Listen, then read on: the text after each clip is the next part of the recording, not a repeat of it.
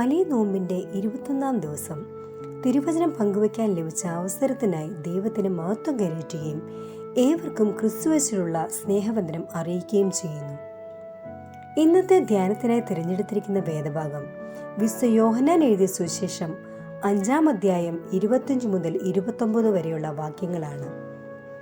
ഈ വേദഭാഗത്തെ ആധാരമാക്കി നിത്യജീവനിലേക്ക് നയിക്കുന്ന കേൾവിയും വിശ്വാസവും hearing and faith lead to eternal life എന്ന മുഖ്യ ചിന്തയെ അടിസ്ഥാനമാക്കി അല്പനേരം നമുക്ക് ധ്യാനിക്കാം. എന്താണ് നിത്യജീവൻ? What is eternal life? വിശുദ്ധ യോഹന്നാന്റെ സുവിശേഷം 17-ാം അധ്യായം 3-ാം വാക്യം ഇപ്രകാരം പറയുന്നു: ഏകസത്യ ദൈവമായ നിന്നെയും നീ അയച്ചിരിക്കുന്ന യേശു ക്രിസ്തുവിനെയും അറിയുന്നത് തന്നെ നിത്യജീവനാകുന്നു എന്ന്. യഥാർത്ഥമായി ദൈവത്തെ അറിയുക എന്നതാണ് നിത്യജീവൻ. ഇതെങ്ങനെയാണ് സാധ്യമായി തീരുക? ഫസ്റ്റ് വൺ, വചനത്തിന്റെ കേൾവി ദൈവത്തെ അറിയുവാൻ നമ്മെ സഹായിക്കുന്നു. Hearing the word helps us know God.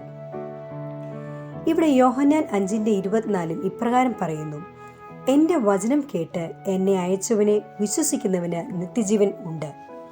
വീണ്ടും 25-ാം വാക്യത്തിൽ പറയുന്നു: മരിച്ചവർ ദൈവപുത്രന്റെ ശബ്ദം കേൾക്കുകയും കേൾക്കുന്നവർ ജീവിക്കുകയും ചെയ്യുന്ന നാഴിക വരുന്നു എന്ന്. വചനത്തിന്റെ കേൾവി ക്രിസ്തുവിനെ അറിയുവാൻ നമ്മെ സഹായിക്കുന്നതിനോടൊപ്പം ആ വിശ്വാസത്തിൽ വളരുന്നതിനും ഇടയാക്കുന്നു. റോമർ 10:17 പൗലോസ് അപ്പോസ്തലൻ ഓർമ്മിപ്പിക്കുന്നു: ആകയാൽ വിശ്വാസം കേൾവിയാലും കേൾവി ക്രിസ്തുവിന്റെ വചനത്താലും വരുന്നു. പ്രിയമുള്ളവരെ, ഈ നോമ്പ് നാളുകൾ വചന കേൾവിയിലൂടെയും ധ്യാനത്തിലൂടെയും ക്രിസ്തുവിനെ കൂടുതൽ അറിയുന്നതിനും നിത്യജീവന സന്തോഷം അനുഭവിക്കുന്നതിനും ഇടയാകട്ടെ. സെക്കൻഡ് പോയിന്റ്, പുനരുദ്ധാനത്തിലൂടെ ലഭ്യമാവുന്ന നിത്യജീവന്റെ സന്തോഷം. The joy of eternal life through resurrection. മരണത്തിൽ നിന്ന് ജീവനിലേക്കുള്ള പ്രവേശനമാണ് പുനരുദ്ധാനം. വലിയ നോമ്പിന്റെ കാതൽ കർത്താവിന്റെ പുനരുദ്ധാനമാണല്ലോ. കർത്താവ് പറയുന്നു: ഞാൻ തന്നെ പുനരുദ്ധാനവും ജീവനുമാകുന്നു എന്ന്. I am the resurrection and the life. ആർക്കാണ് ഈ പുനരുദ്ധാനത്തിലൂടെ നിത്യജീവനിലേക്ക് പ്രവേശിക്കുവാൻ കഴിയുക? കർത്താവ് തന്നെ പറയുന്നു: എന്നിൽ വിശ്വസിക്കുന്നവൻ മരിച്ചാലും ജീവിക്കും.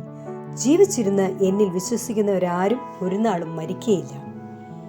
എന്നുവച്ചാൽ തിരുവചനത്തിന്റെ കേൾവിയിലൂടെ വിശ്വാസത്തിൽ ക്രിസ്തുവിനെ അറിയുകയും അതിൽ ജീവിക്കുകയും ചെയ്യുന്നവർക്കാണ് നിത്യജീവന്റെ സന്തോഷം അനുഭവിക്കുവാൻ കഴിയുക.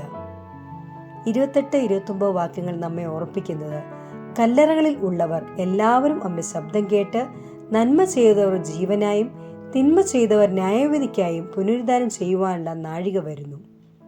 ഈ വലിയ നോമ്പ് മരണാനുഭവങ്ങളിൽ നിന്ന് ജീവന ശബ്ദം കേട്ട് പുനരുദ്ധാനത്തിലൂടെ നിത്യജീവന്റെ അനുഭവങ്ങളിലേക്ക് ഒരുക്കപ്പെടുവാൻ നമുക്കും ഇടയാകണം. അതിനായി നമ്മുടെ കാതുകളെയും ഹൃദയങ്ങളെയും ഈ നാളുകളിൽ നമുക്ക് ഒരുക്കാം. 2 ചിന്തകളാണ് നാം ധ്യാനിച്ചത്. First one, hearing the words helps us know God. Second, the joy of eternal life through resurrection.